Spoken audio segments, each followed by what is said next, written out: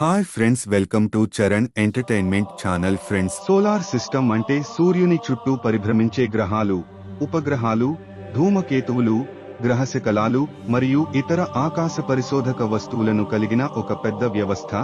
దీనిలోని ముఖ్య భాగాలు: 1. సూర్యుడు, సోలార్ సిస్టమ్ కేంద్రం. ఇది అధిక ఉష్ణోగ్రతలతో ఉండే గ్యాస్ బంతి.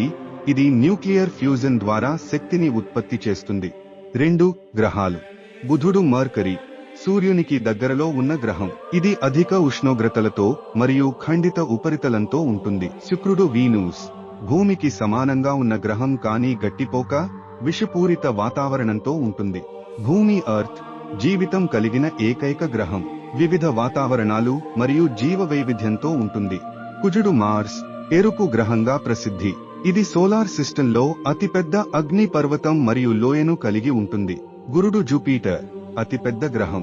ఇది గ్యాస్ జెయింట్, గొప్ప ఎరుపు చుక్క, గ్రేట్ రెడ్ స్పాట్ మరియు అనేక ఉపగ్రహాలతో ఉంటుంది. శనిగ్రహం, సాటర్న్, అందమైన ఉంగరాలతో ప్రసిద్ధి.